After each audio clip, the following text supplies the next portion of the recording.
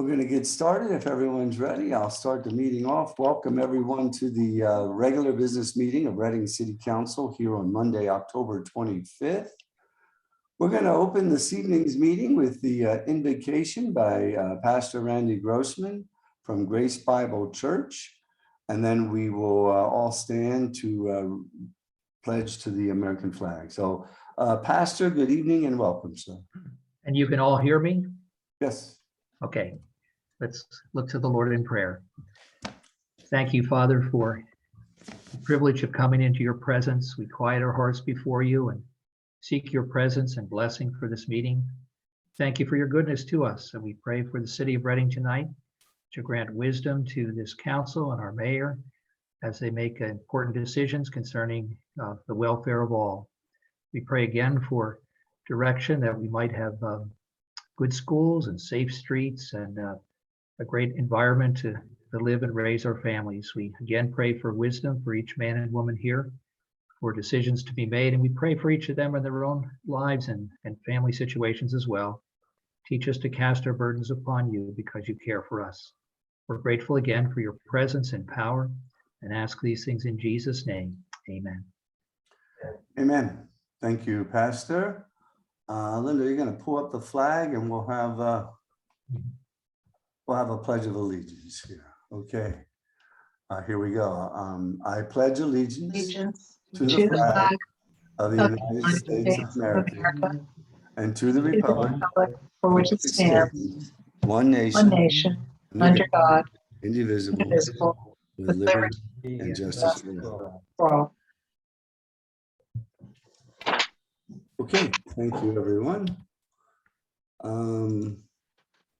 Linda, when you're ready, can we have a roll call, please? Beg your pardon?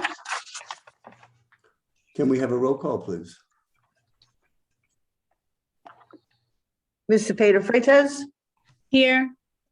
Ms. Goodman-Hindershitz? Here. Marmaru? Here. Ms. Reed? Here. Ms. Sahelnik? Here. Ms. Ventura? Here. Mr. Waltman, President. Here. 7 present, none absent. Okay, we have a commendation this evening, and I'm going to turn it over to Vice President Council Lucine Sahelnik for the reading of that commendation. Lucine? Thank you, Council President. I don't know if we were able to have representation from the church this evening join us on the call. And if not, we actually do have someone, and that's Councilman Marmaru. So Strat, before I read the commendation, would you like to make any comments?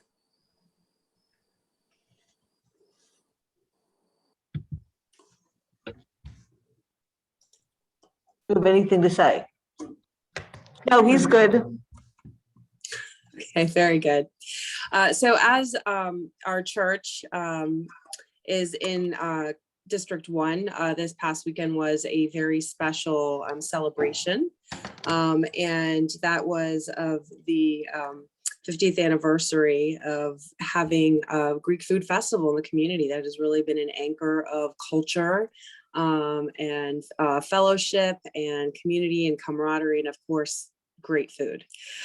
So it is with pleasure this evening that I am able to present accommodation to the members of St. Constantine and Helen Greek Orthodox Church.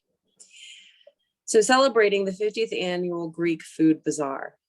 Whereas the first Greek Food Bazaar took place at St. Constantine and Helen Greek Orthodox Church of Reading, Pennsylvania on November 20th and 21st of 1970.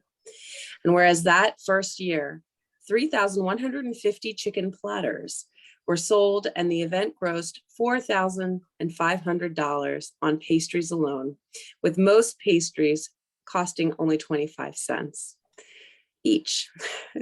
And whereas each year, therefore, and thereafter, the Greek Food Bazaar grew and expanded exponentially, becoming the biggest celebration of its kind in Berks County. And whereas each year, thousands of people eagerly await this big weekend to experience the food, camaraderie, and Greek culture.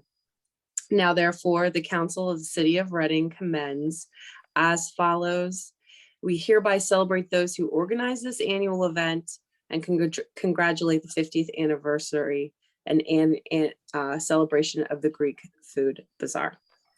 So it's just our pleasure. We have so many wonderful cultural and houses of worship that celebrate throughout the year. It's my honor to present this to the Greek Church here in District 1 in the 18th Ward. Again, really a good way to build on community and continue the legacy of the outreach to our community and beyond. So thank you, everybody. And thanks to everybody who came in and supported the event. I know the mayor was there. I know several council members snuck in and got their gyro sandwiches and chicken platters and pastry boxes. So it was nice to see everybody there. All right, thank you, Lucine. We're going to move on to our public comment period this evening, and we do have two speakers to speak this evening on non-agenda items. Before we introduce those, I'm going to ask Councilwoman Reed to please read our public comment guidelines. Okay, thank you, Mr. President. The public comment instructions are to comment at a regular business meeting. Citizens can register by calling or emailing the city clerk's office by noon the day of the regular meeting. Instructions to access the virtual meeting app or dial in are provided upon registration.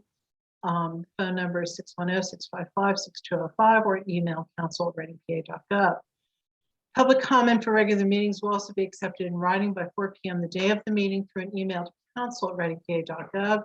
The message must be clearly marked as public comment. The comment received in writing will be read into the record at the regular meeting.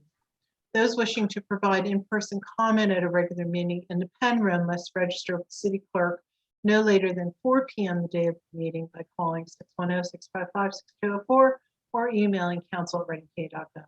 The procedure to register to comment by signing a registration sheet before the start of the regular meeting will be suspended until the meetings are fully opened with everyone gathered in council chambers. Public speaking rules adopted by council allow those speaking on agenda items to speak for 5 minutes and 3 minutes for non-agenda matters. All remarks must be directed to council as a body and not to any individual council member or public elected or appointed official in attendance. Any comment that is personally offensive or impertinent will not be read into the record. Comments again on agenda matters are limited to 5 minutes in length, and comments on non-agenda matters are limited to 3 minutes in length. Thank you, Donna, for reading the guidelines. Linda, could you please introduce our first speaker this evening? First up is Judy Nuss. Judy, good evening.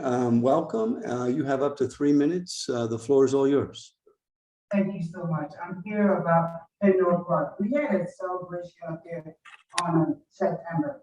There were dogs there running around the park with no leash on. We had kids there. And I can see it in the city too. They just have these people walking without a leash on. And my second one is, I'm here for, I have a property at 440 North My Street. My neighbors got chicken coops in their yard. And I had to exterminate it out of my house 3 times. For roaches and mice, it's coming in my apartment building. And I thank you, and that's all I have. What was the address of the property where the chickens are? 438. 438, thank you. Okay, Judy, thank you. Linda, the next speaker, please. I'm sorry, Council President, Yeah. excuse me. Through the chat, and I myself had difficulty hearing the first part of the conversation. Would it be possible to have that first part repeated about the dogs?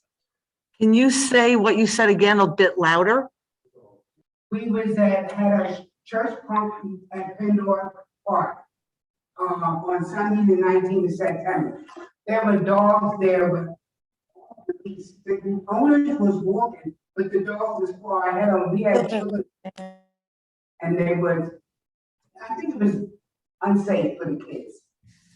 Yeah, I think what she said was you had an event at Pandora? Yes, we did. Okay, and there were dogs unleashed, sometimes walking well ahead of the owner, and it's unsafe for the kids. Yep, okay. Thank you, Judy. You're welcome. All right, the next speaker, Linda, please. Is Santiago Serrano. He's connected. Santiago, sir, good evening, sir. You have up to 3 minutes. The floor is yours. Hi, good evening. You guys can hear me? Perfect. Okay. So I wanted to introduce myself. I may know some of you already. I work for Representative Christy Houlihan in our office in City Hall.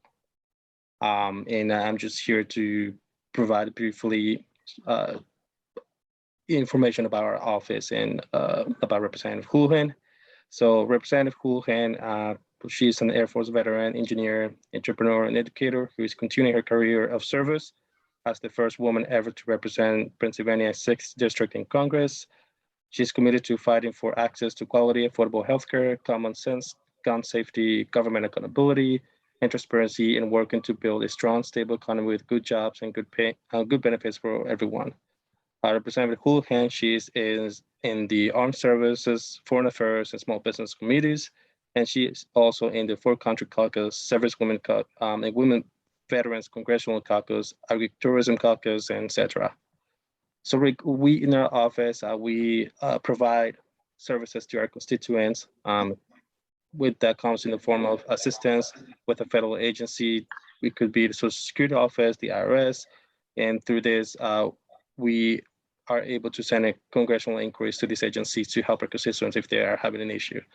So through this, in the 117th Congress so far, we have sent 52,700 emails. We have returned for about 4,000 calls to our community. We have also secured 2,600,000 for our constituents through these same casework services. In comparison to the 116th Congress, which is it was from January 2019 to December 2020, we sent about 133,000 emails, returned about 7,700 phone calls, and sent about 4,609 letters to our community. We also helped secure $4,700,000 for our constituents through casework. Representative Houlihan, she has convened on the Q&A sessions with chambers of commerce and membership. She has met with small business owners and provided frequent updates on relevant programs such as the PPP. She has also discussed challenges and opportunities with skilled trades organizations and local unions. So Representative Houlihan, she has also assisted in securing money for local projects in the district, that being in Chester County and the southern portion of Berks County, which includes the city of Reading.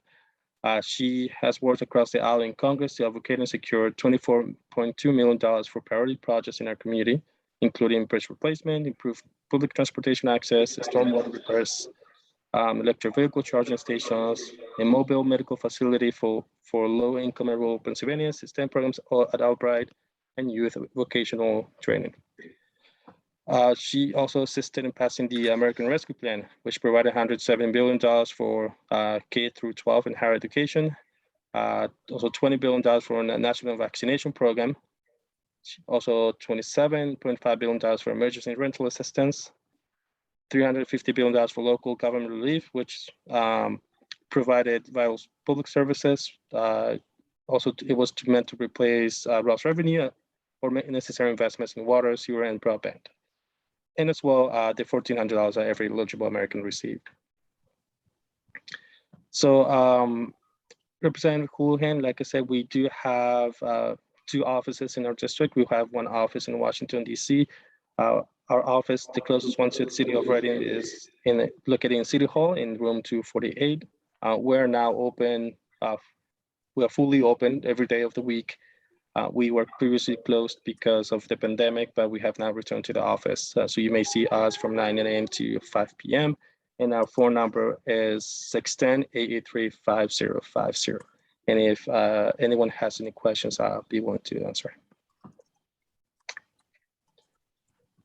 Oh, okay, Santiago, thank you for your comments. We don't typically ask questions during the public comment period. If there's an immediate need from any council member to speak to either of the speakers at this time, we can do that. Otherwise, we'll defer to the end of the meeting during council comments. Is there anything that needs to be urgently shared at this time? Marcia, go ahead. Okay, and I wanted to thank the lady who spoke about the dog issue, and unfortunately, it's becoming more prevalent at this point where people are leaving dogs off their leashes. And so it does not get safe.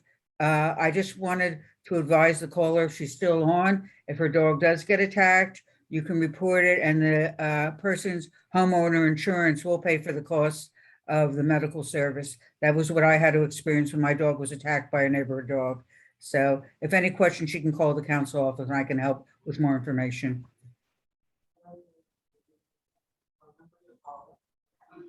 Okay, thank you. Any other urgent comments at this time? All Yeah, I have right. a- Jeff, I'd like to talk to the young lady here. Go ahead, Stratton. Yes, you referred to chickens being raised next Yes. door to a property. Do you know if they're for a reason, or they sell them, or is it a religion? We don't have any idea. See, this came up I can give you an opinion, but I couldn't really, I mean, I think they're just, whether it's, they have kids, but they're grown chickens. I don't know if they're collecting the eggs, I have no idea.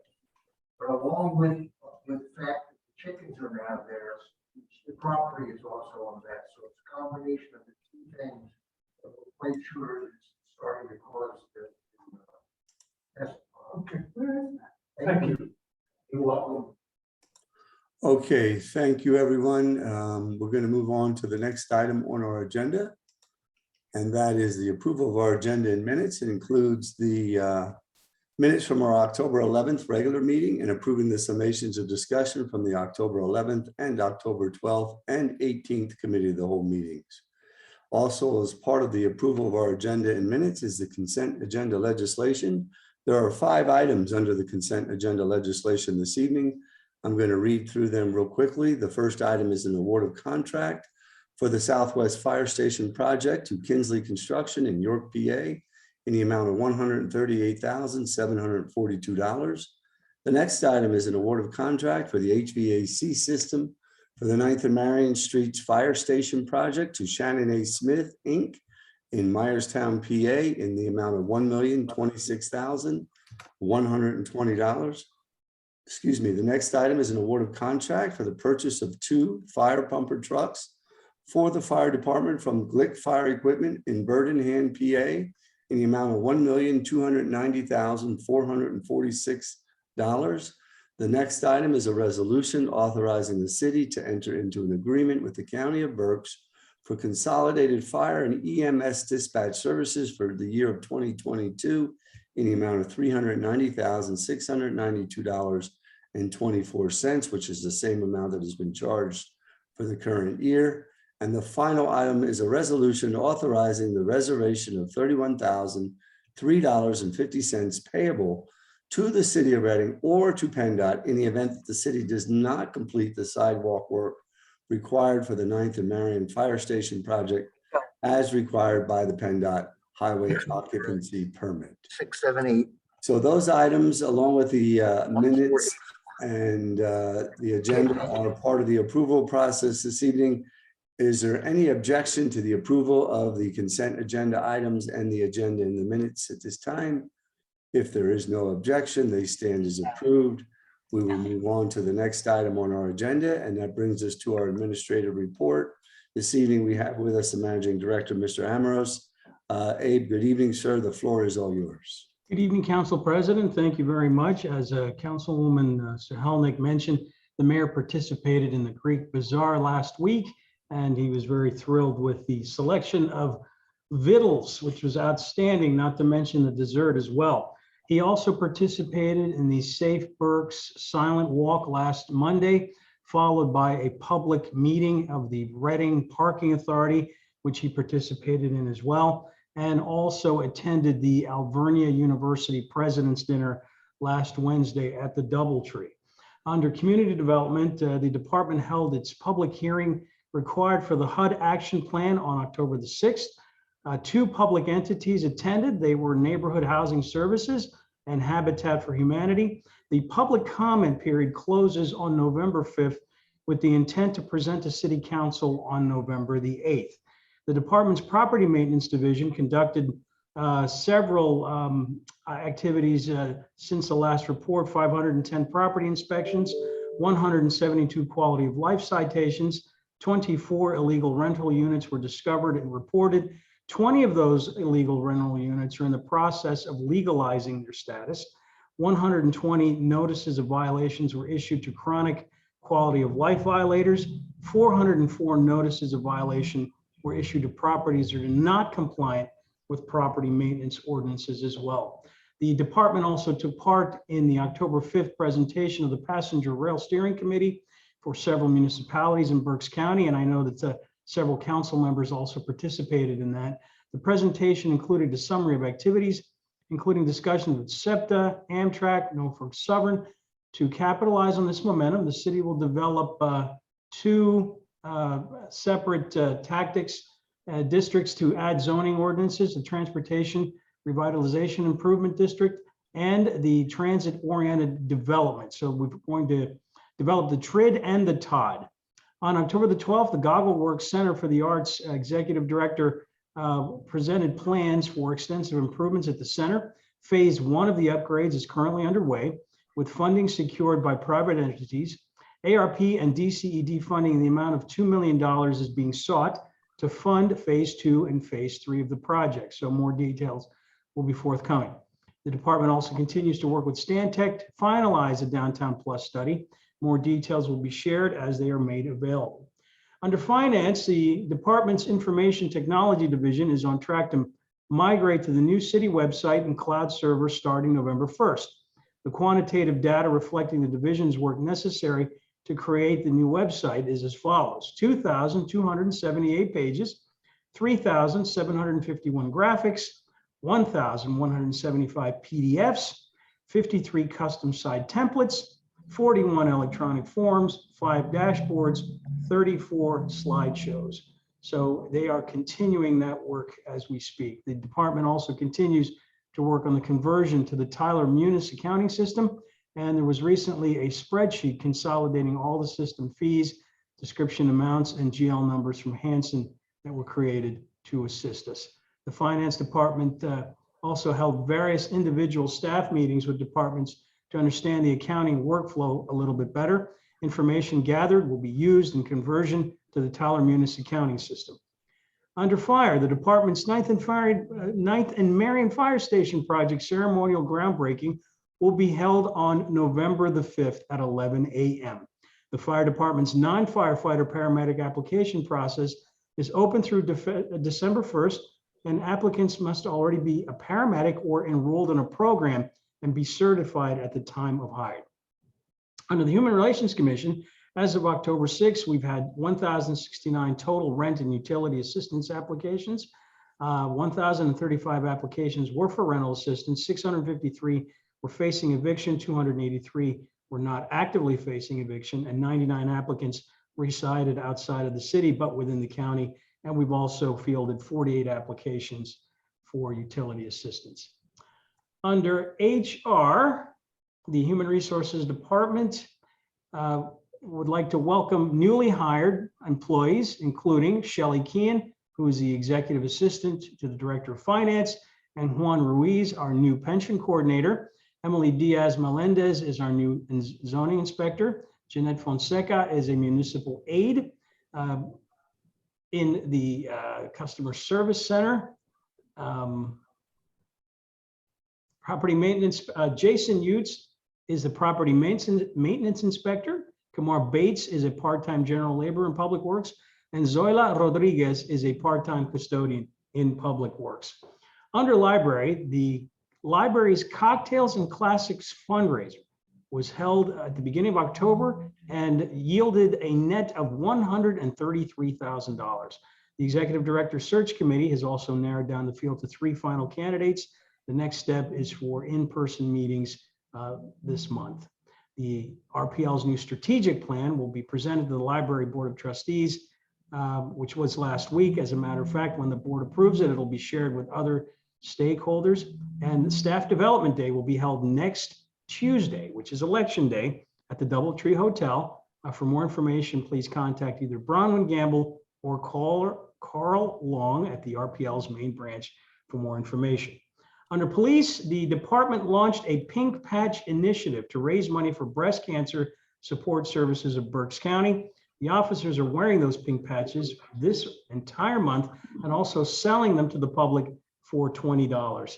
Those interested can contact the police traffic office at 610-655-6294.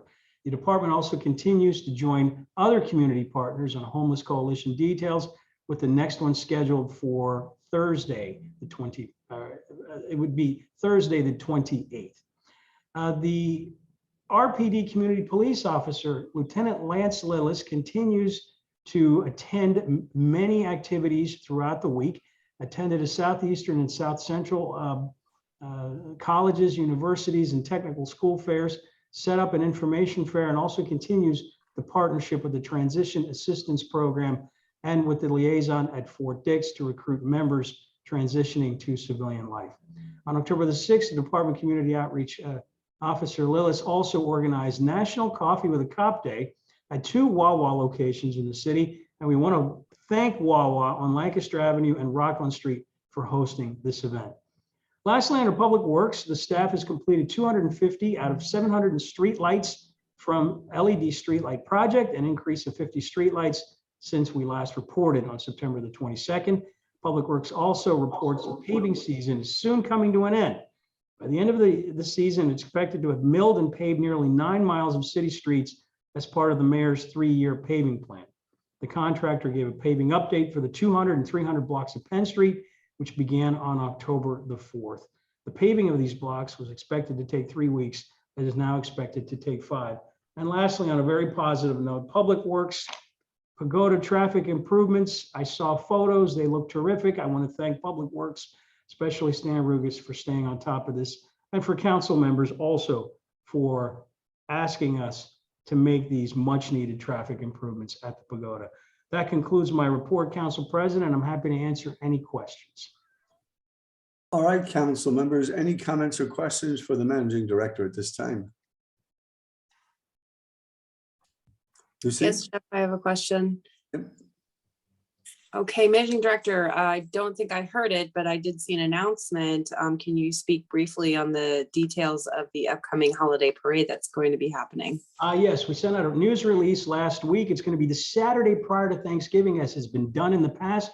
The theme is going to be holidays around the world, which will be all inclusive. We wish to celebrate the diversity, not just in ethnicity, but religions as well, and our celebrations throughout the world. So we did send a press release on Friday announcing that. So that's going to take place the Saturday prior to Thanksgiving, as has always been the tradition in Reading.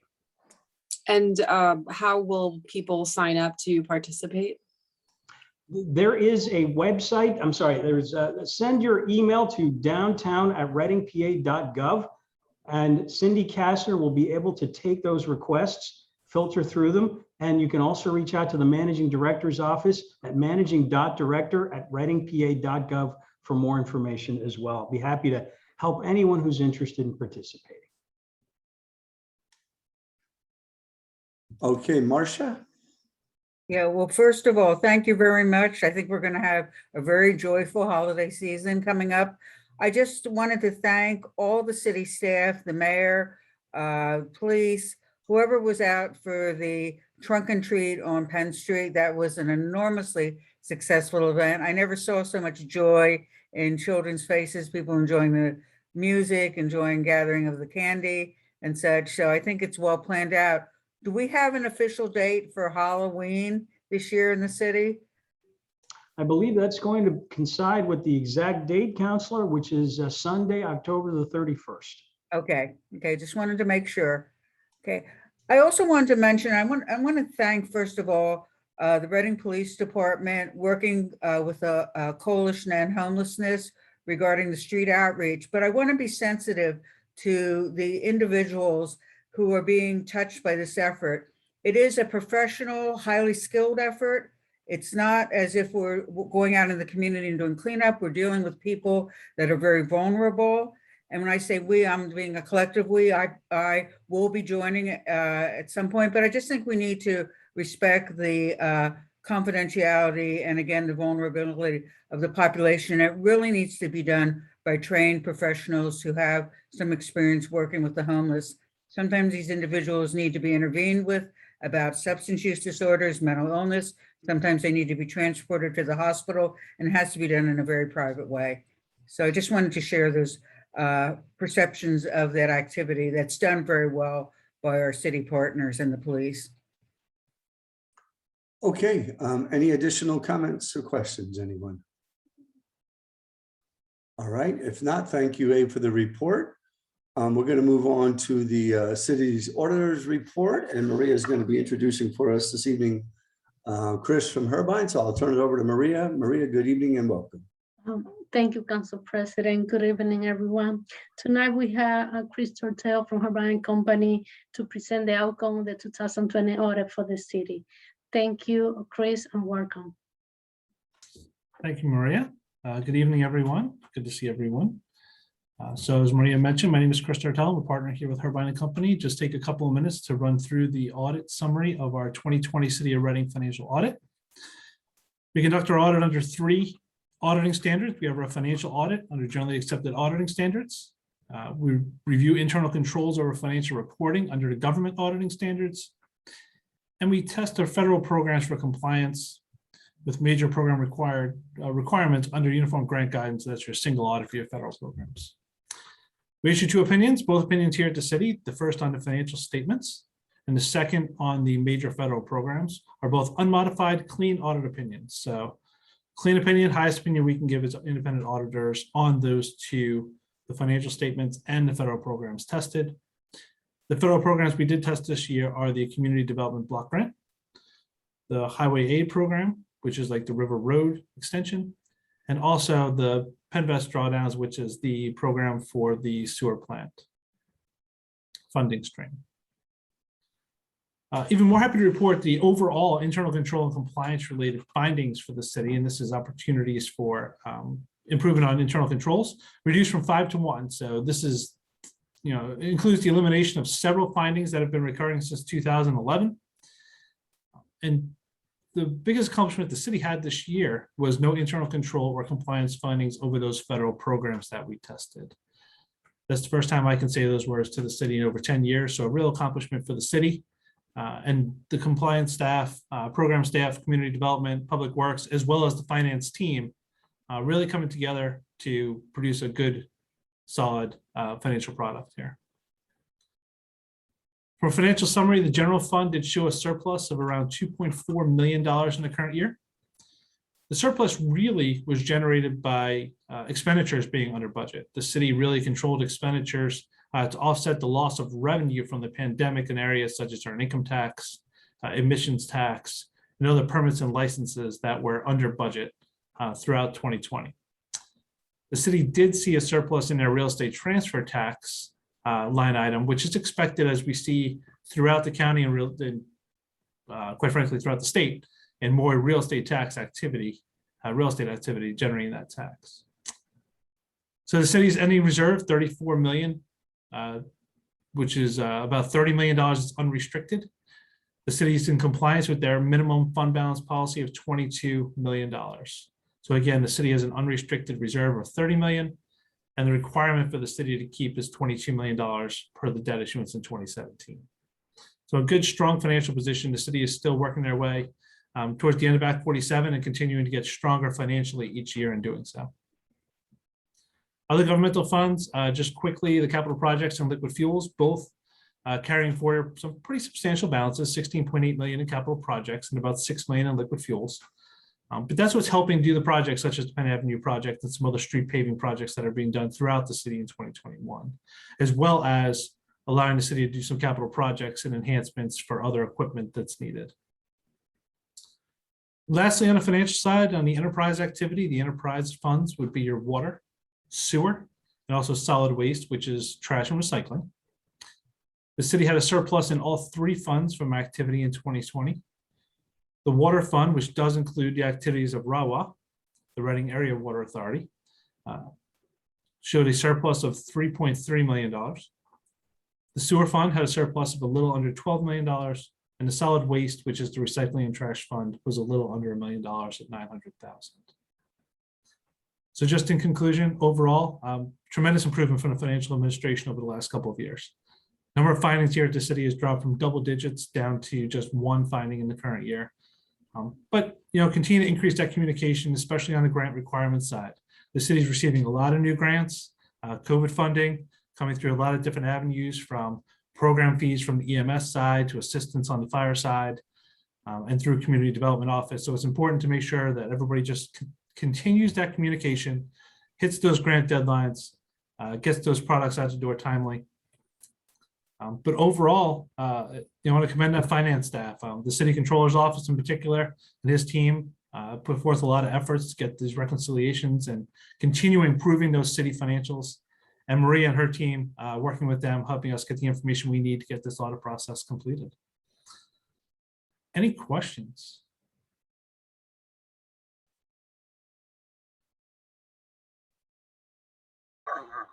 Chris, Yes. thank you very much for this ongoing service to the community and your consistency in reporting, because it really has showed us how we're moving in the right direction. And for there to be just one audit finding is incredible. And I don't know that the public always understands all the work that needs to go behind that, from both the administration, working together with our city auditor, to be able to do all the tracking that's necessary. And it's just a really major accomplishment for the city. And I said this earlier in the committee of the whole, we need to be able to be mindful of how we got there so we stay in the same place and sustain the proper type of auditing of city records. But when we talk about a lot of things that are visible to the community, streets are visible, the policing is, fire, what goes on behind the scenes with finance isn't always, but none of those things could occur unless you have strong financial management. Great. Chris, I want to say thank you. Thank you to you and Megan. I mean, for all the work that you do. We had a great communication, and I think that's a key in order for this audit to be completed. I mean, as I believe I mentioned it to council and the administration, that the finance of the current finance of the city are not the same as maybe 10 years ago. So thank you so much. I want to say thank you to the finance department, the controller, the girls in the accounting department. I mean, it's amazing the work that they do. So thank you again. Great. Happy to be a part of the team here at the city. So it's been a pleasure. Okay, Chris, thank you so much again for the presentation, and the administration for the good work to get it there. We look forward to the ongoing oversight and continued financial success of the city. It's important, especially for a part-time council, to have the oversight and to have such level of accuracy at this time is comforting for us, because we look at a lot of numbers in a quick view.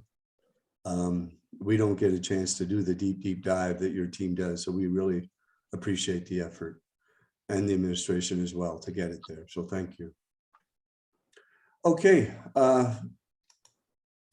council, we have a presentation this evening from the Reading Water Authority. I know we have Bill and I believe Steve with us. Bill Murray is the executive director, and is Steve McCracken with us as well? No, Steve is not connected.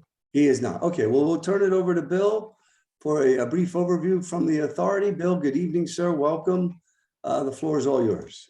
Good evening. First, I'm apologizing for Chairman McCracken's absence. He recently returned from a vacation in Ghana, and I think he underestimated the amount of time it would take him to get back into the swing of things. He sends his best wishes. Good evening, everyone. Thank you for this opportunity to provide an update on what's been happening at Rahwah. The theme of tonight's presentation is people and numbers. As with most governmental agencies, COVID-19 was a challenge for 2020 and 2021 for all 75 Rahwah employees. Let me begin by saying our approach and success managing COVID-19 was achieved early on with a commitment to not letting the virus manage us. The COVID-19 hit, we imparted an attitude across the organization of every single employee making personal health-related decisions in the best interest of the other 74 employees. We made arrangements for many tasks normally performed in the office to be able to be completed at home. We set up processes which led to increased performance, not a reduction in service. Over 25 employees in key positions are now able to work from home if necessary, and they do from time to time. The investment in this mobility was relatively insignificant, and we received $100,000 from the county towards that cost. Customer service was enhanced through technology, like echo boxes in our office lobby, connected to our 4 customer service agents, whether they were working from either the office or from home. Even when the office was closed, every customer issue was managed on a daily basis. Separating the employees wherever possible, for example, in between shifts, led to minimizing potential outbreaks to 2 or 3 employees being affected at any one time. 2 employees ended up in the emergency room and neither were hospitalized. We pray that trend continues. We never experienced a situation where our operations were in jeopardy. 5 Rawa employees were nominated for representation as essential workers on the Touch is Essential Memorial that was created by local artist Bruce Becker and is on display at the Reading Museum. For our 28,000 customers, water shutoffs were ceased. Studies now show this measure greatly enhanced health strategies, especially in disadvantaged areas. 2 free water stations were set up and literally thousands of gallons of water were given out to the most needy of our community. New administration brought an opportunity for collaboration between the city and Rawa to bring desperately needed financial resources to the lead abatement program. With the full support of the mayor and the administration and the remarkable efforts of Jamal Abdallah, we were able to help the city obtain grants which allow for remediation to begin. We are also now offering free lead water service line replacements for any property with 4 or less units. A handful of properties have been identified and we have remediated 2 so far. We are fortunate in Reading as lead service lines are not prevalent as in other cities in Pennsylvania. The Rawa culture has benefited by further deepening our commitment to each other and our over 120,000 customers. A warmer, friendly Rawa makes not only good moral sense, it makes good sound fiscal sense as well. The results are irrefutable. In 2020, our revenues were up 2.5% compared to 2019. Let me repeat that. Our revenues were actually up 2.5%. We believe the increased revenues indicate our customers benefited greatly from the various supplemental government programs. We are thankful to Tim Cabot, her staff, and the city for the tremendous handling of those funds. There is another program set to kick off in January. We're in the process of getting ready for that. Our expenses were also up $334,952, mainly represented in the increased payment to the city via the Birdsboro Power Plant Incentive Program in the LEAP. Exactly what we, Rawa and City Council planned 5 years ago. The partnership between the city and Rawa on the Birdsboro Power Plant agreement continues to pay huge dividends to both Rawa and the city. As we enter the final stretch of the 2022 budget season, the anticipation is there will once again be no need for a rate increase to our customers. This will be the 6th straight year with no rate increase. Our financial success is founded in our commitment to reducing expenses, increasing efficiencies, and remaining committed to our long-term plan for fiscal recovery while continuing to make capital improvements. This past year, we made over $3 million in capital improvements, bringing our 5-year total to over $28 million. Rawa continues to manage the operational and capital budgets within our actual capacity, and we constantly seek more efficient ways to stretch the existing revenues to meet the budgetary needs. This past year also brought challenges none of us ever wants to deal with. Our neighbors at Western Berks Water Authority suffered a catastrophic incident, resulting in the loss of a precious young essential worker. Rawa responded immediately to their call for aid and did everything we possibly could to assist our neighbors in the shutdown, in making the repair, and then in turning on the system to serve their 30,000 customers, all Berks County residents. We have since worked closely with them to improve the safety of all essential workers. Our people perform tasks well above anyone's reasonable expectation. City and Rawa received a tremendous amount of recognition for our effort. At Rawa, we believe in the mayor's motto, we are each other's neighbor. As governmental regulations continue to increase, it becomes more and more difficult for the smaller systems to maintain expected standards. This is both an opportunity and a responsibility coming straight at Rawa. As water systems age, intergovernmental cooperation, mergers, and acquisitions become more of a reality and must be thoroughly understood. We have had discussions with several surrounding communities to provide various services to them. These are great opportunities for Rawa and the city and will be fully vetted before we act upon any of them. 2021 marks the 200th year of potable water being made available to the community. We had planned on celebrating this with various activities over the past 10 months, but COVID-19 changed all of that.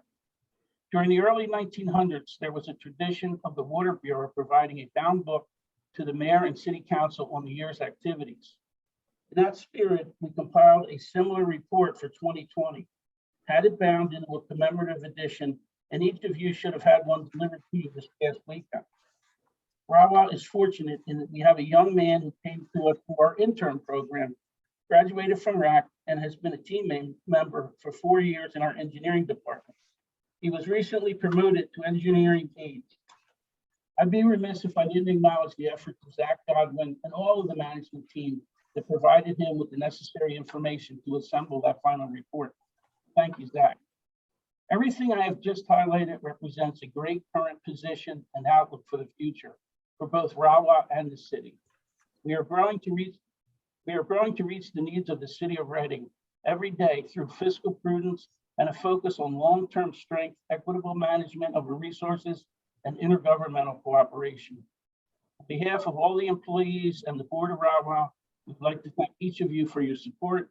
We look forward to achieving even greater successes together.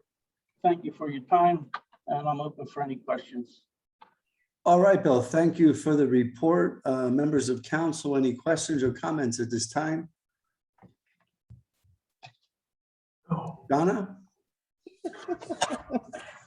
Just want to thank Bill and the staff for the report, for your ongoing work, especially the men and women out in the field. That's a job many of us would never either be talented enough to have or have the stamina to do. And it always astonishes me in the coldest of weather, the hottest of days, how your folks are out there making sure the water continues to come through. I want to thank you especially for the work on the very large water main break back in Riverdale about a month and a half, 2 months ago.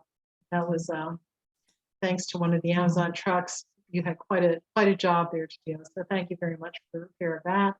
And thank you also for the books, the commemorative book, and for your report. I haven't read them all yet, but I plan to. And someone who likes to see the printed word as opposed to everything on screen, I thank you very much for that, for the effort that went into it. So again, thanks for everything. Thanks for all that Rawa and the staff and the administration do. Thank you, Don. I'll make sure that gets passed along to those people. They certainly deserve it. They really do. And I would be remiss not to say on behalf of my grandson, thank you for Wacky Water Ones. He would be very disillusioned if he's a District 1 resident and an avid fan of Wacky Water Ones. So on behalf of Thunder, thank you. I think he's our lifeguard. All right, thank you. Lucy? Yes, I concur with everything Donna said. I know we've had our fair share of need and support from Rawa in District 1.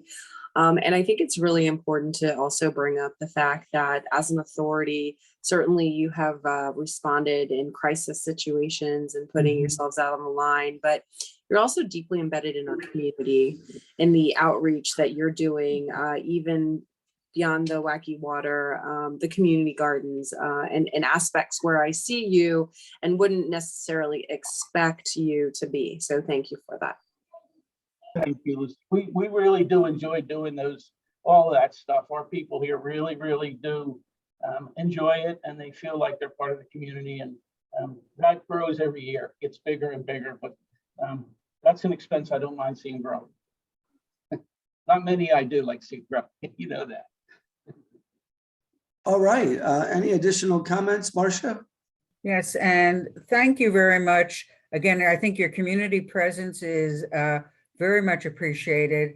And I'm trying to remember the name that you call that water device. The water buffalo.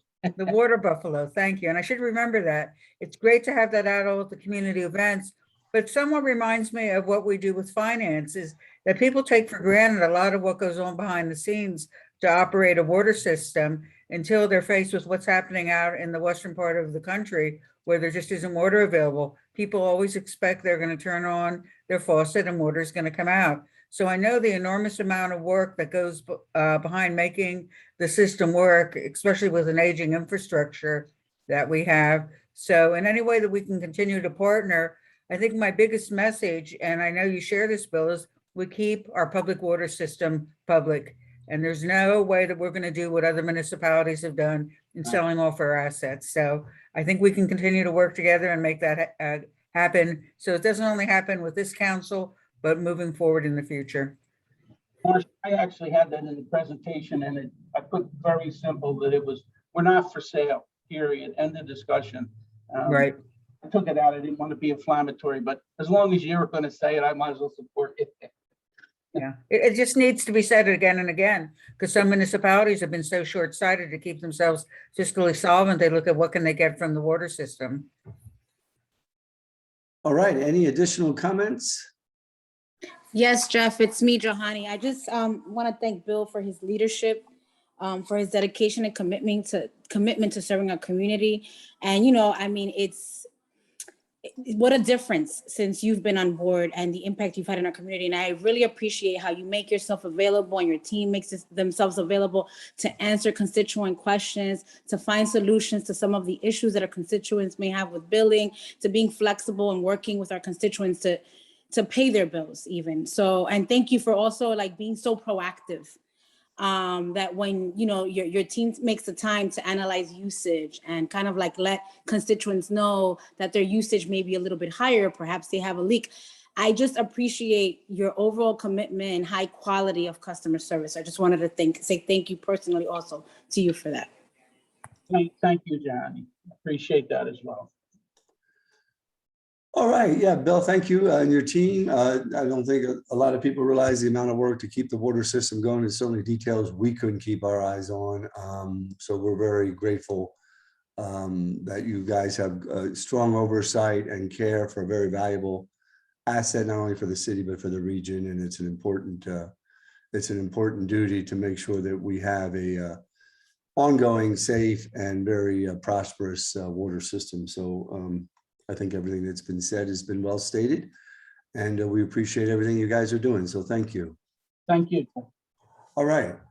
Okay, Council, we're going to move on to the next item on our agenda, which is the, I believe, ordinances for final passage. We have just two this evening. The first one is Bill number 75, 2021, amending the Code of Ordinances, Chapter 62, New Officers and Employees Pension Fund. Section 102 to prohibit the participation of new members where the employee is hired or rehired on or after January 1st, 2022. This was introduced at the September 27th regular meeting and tabled at the October 11th regular meeting. Is there a motion, please? Motion to table. All right, it's been properly moved and seconded for a table. Since it's a table motion, there's no discussion. Linda, can we have a roll call, please? Motion was made by Councilor Goodman Hendershot, seconded by Councilor Cepeda Freitas to table Bill number 75, 2021. Ms. Cepeda Freitas? Yes. Ms. Goodman Hendershot? Yes. Mr. Marmaru? Yes. Ms. Reed? Yes. Ms. Sahelnick? Yes. Ms. Ventura? Yes. Mr. Waltman, President? Yes. 7 yeas, no nays. All right, the next ordinance is Bill number 80-2021, authorizing the transfer of $29,717 from the Public Works General Fund Street Division budget to the Public Works Property Division General Fund budget to pay for the new NECO replacement duplex water pressure booster pump system at the Public Works Center at 6 and 6 and Greenwich Streets in Reading. This was introduced at the October 11th regular meeting. Is there a motion, please? So moved. Second. All right, it's been properly moved and seconded. Are there any comments? All right, this is a water pumping system for the Public Works facility, again, at the old station site there on the 6th Street. Outer station, I'm sorry. If there are no other comments, Linda, can we have a roll call, please? Motion was made by Counselor Sahalnik, second by Counselor Marmarow, to enact Bill number 80-2021, which authorizes a transfer within the Public Works budget to pay for the new NECO replacement water booster at the Public Works building. Ms. Goodman Hendershitz, Yes. Mr. Marmarow, Yes. Ms. Reed, Yes. Ms. Sahalnik, Yes. Ms. Ventura, Yes. Ms. Cepeda Freitas, Yes. Mr. Waltman, President. Yes. 7 yeas, no nays. All right, we have one ordinance for introduction. I'm going to ask the Councilwoman Marcia Goodman Hintershitz to please read that onto the record. Sure. Okay, A, ordinance authorizing a budget transfer in the law department in the amount of $70,000 from special counsel labor negotiations to general legal services. Okay, thank you. We have no resolutions this evening, council, so that brings us up to our final order of business, and that would be council comments. Does anybody have any council comments they need to share this evening? The floor is wide open. I got a comment. Yes, go ahead, sir. I would have made a comment on the proclamation concerning the bazaar over our church, but I'm sure that our president, Jesus, is going to call in, and I guess he didn't get the message. I didn't want to be talking about it, and then he would have gotten and talked about it. But he'll get his opportunity Sunday to make a presentation at church concerning this proclamation. Thank you. All right, Strat, thank you. Any additional comments from members of council? Donna? Here. Just a quick thank you to Public Works and everyone and the contractors involved for the efforts up at Pagoda. I know Marcia's really been keeping an eye on it. From afar, I went up I guess it was Friday, right before they opened the road, the through road, and it was just really great to see, and really substantial and quality work that was done up there. And it's something that I hope is a precursor to everything else that needs to be done up there. It is good to see, and I hope folks understand the effort that went into it. Thank you, Stan and Public Works and the administration for all that fine work. And, you know, even early on, this will help with the drainage situation, in addition to the importance of the traffic flow. But the drainage situation, hopefully with the gates, less issues with folks gathering and not behaving as they ought in a nature preserve area, starting to treat it as parks as we do our Berks County park systems. It adds a consistency to availability of the site that people experience throughout the county, both at other county parks and municipal parks such as Jim Dietrich and those. So that's really great. I just want to remind everyone the Cafe Esperanza is now open. It is pay as you feel you can afford to pay. It is open, I believe, Mondays, Tuesdays, Wednesdays, and Fridays. If I'm wrong, please check your website or Facebook page. And kudos to Emily Wolf, Mary Wolf, and the whole family and the church for doing this.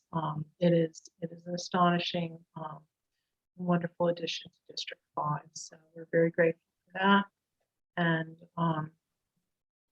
there's a zoning issue that is occurring in our district. I don't know if it's appropriate right now for me to speak to it. I would defer to Fred if I'm allowed to speak to that publicly. The presentation was made at the zoning hearing board last week, and a decision will be rendered. So Fred, if it's okay for me to speak to it, I will come back later. If not, I will discuss it. Yeah, I don't see any reason why you couldn't, as long as you're not speaking on anything that was discussed privately, confidentiality Okay. issues. Essentially, there's an applicant seeking to create a daycare at 1501 Schuylkill Avenue, which is directly across from the Glenside Elementary School. As everyone knows, on Chief Tornelli's report, that particular intersection is one of the worst in terms of accident occurrences and injury accident occurrences in the city. Over the years that I have lived back here, I have gone up there several times, most recently within the last half year, for fatal accident at that corner. One that really stands with me is about 20 years ago when a little boy was killed on Schuylkill Avenue when his ball dropped. He went to retrieve it. These are heartbreaking situations, creating more traffic there with little ones, with preschoolers, with the daycare being open there at that busy intersection from 5 a.m. in the morning to 11 p.m. at night. Days like today, there are food pantries at the church at Snyder and Lackawanna, and the traffic is bad enough during school days, but certainly today was, you could barely get one lane through. People had to wait, and we're very good about it. I hope our zoners really take everything into consideration. Our children's lives are way more important than squeezing in another business at an intersection that is already one of the most problematic in the city. So I'm just very concerned about it, and I hope that an appropriate decision is made.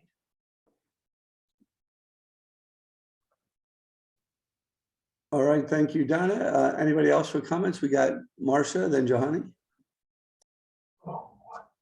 Okay, first of all, I want to follow through with thanking the Public Works and the contractors who did a very thorough job of the repairs to the road and the installation of the drainage system, and the gates were also installed. What I find interesting is the lower gate was not locked, and the people could not understand that a sign that says "Do not enter" means "Do not enter." And it was diversity of ages, different folks that all decided that they were going to be coming in the wrong way. So we have to work on that. People just, and I felt it as myself, I'm not enforcement. So when I go up there, I just observe and be able to say, okay, this is what we need. The other thing, which is a great opportunity, and I'm sure the Pagoda Foundation will be discussing this at our retreat on Saturday, is that there's a new couple areas of island that we can be gardening and an opportunity to be able to really beautify. So we just need to look at, as things continue to transition at the Pagoda, we need to be able to make it more beautiful. The other piece I wanted to share, and I wanted to put a shout out, and I'm going to be sharing my screen. A shout out to District Magistrate Carissa Johnson and the South of Penn Task Force that's going to be having a trunk or treat this Thursday, October 28th from 5 to 7 o'clock at the parking lot at 325 South 12th Street. People are asked to enjoy the safe event and socially distance and wear a mask. And I have to let you know, I'm learning about the whole trunking culture. So I have a theme for my trunk, and I hope to see folks out there on Thursday night. Thank you.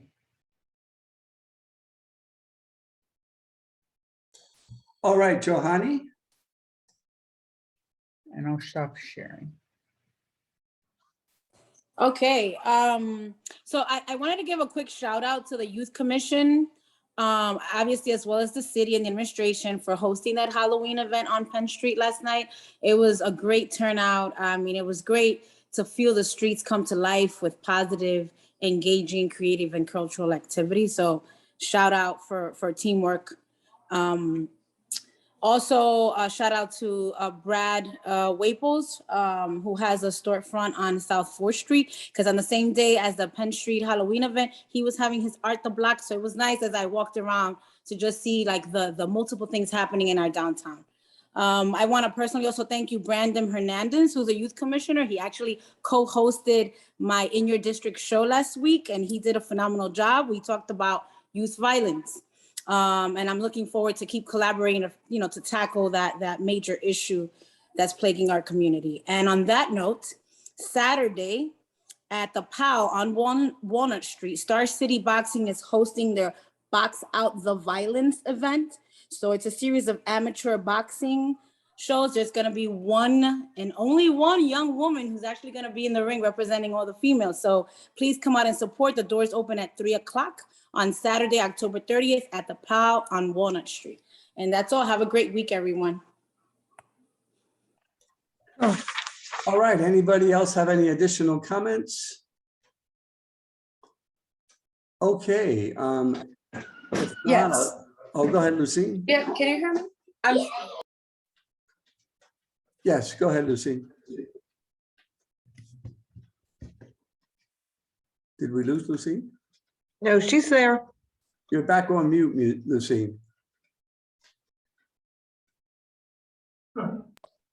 Okay, I'm sorry about that. That's good. Was having some interference on my end. Okay, I'm back.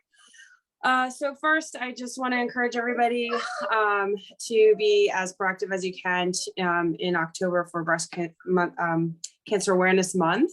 I was able to get my badge, and I support what the police department is doing, and I saw people wearing their pins, and so please stay proactive, and preventative screening really makes a big difference. In addition, I want to thank the members of the city who came out to evaluate and do some site visitation for tree planting that we're going to be doing 2 locations in District 1. And this is a donation, corporate donation coming through to plant 2 large evergreen trees to continue the inaugural the tree lighting that we started with the South of Penn Task Force in Reading Iron Playground almost 3 years ago. And then also at Schlegel Park in the 18th Ward. So more to come on those events that'll be coming up. Of course, I hope everyone has on their calendar to go out and vote next week. So please make sure you know where to go. And a reminder, because it came up, the Touch is Essential exhibit, which is at the Reading Public Museum. District 1 has 2 wonderful museums. So we have our Reading Public Museum, who also has new exhibits inside. We have a wonderful metal wood to, I'm going to get the title wrong, but there's a great guitar exhibit in the museum right now. And then on the grounds, if you feel better being outside and walking through the Arboretum, there's a story walk, and the Touch is Essential. And right now is a lovely time to be walking through the museum grounds. It's absolutely breathtaking. On the other side, in the south side, we have our Firefighters Museum. They've been putting together events the past couple of weeks or months, it seems. A lot of great activity happening there. So please make sure to go out and visit that gem that we have too. Please be safe in your trick-or-treating. If you choose to observe and to participate, especially with Donna's comments earlier, we want to make sure all of our children are safe. Everybody is being mindful and watchful. Nobody's going out into the streets or going areas that are not well lit. And I just want to commend the Reading Royals. They celebrated their opening season and a beautiful block party on Saturday. It was really festive, and wishing them, of course, a very successful season ahead. But as you can see, the Santander Arena and the Performing Arts Center are booked. There are many shows, many things to do. So as it is in your purview and you feel comfortable, enjoy what our city has to offer. Thank you.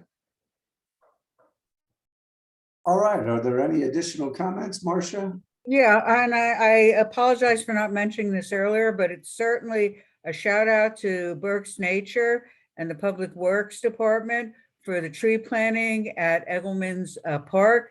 That park is going to be reborn, but just the planting of 20 trees is just the start. We just want to ask people to be very mindful when you're walking up at the park. It is a wetland. And so you just have to be watching where you might sink into the ground. The trees are a good marker as far as where it's not a good place to walk, because they're going to actually help absorb the water in the wetland. So again, good partnerships, and especially to my friend Larry Lloyd, who's always there to make sure things are staying green in our urban forest. Thank you. Okay, are there any additional comments? All right, if not, I'm just going to go over our meeting schedule real quickly. Tomorrow night at 5 o'clock, we have a budget review meeting. Next Monday night at 4 o'clock, we have a nominations and appointments committee meeting. At 5 o'clock, we will be doing a budget review. And then on Monday, November the 8th, we will have our next committee, of the whole meeting, and immediately followed by our next regular business meeting. If there is no other business this evening, we simply need a motion to adjourn. All right, we are adjourned. Everyone have a great evening. Thank you. Good night. Good night, Good everybody. night. Good night. What's the guy's name at, got, administrative leave? Wasn't being investigated. What the hell is his name? Who? Who's on administrative leave right now? I don't know. Well, there's a couple more gonna get him. The FBI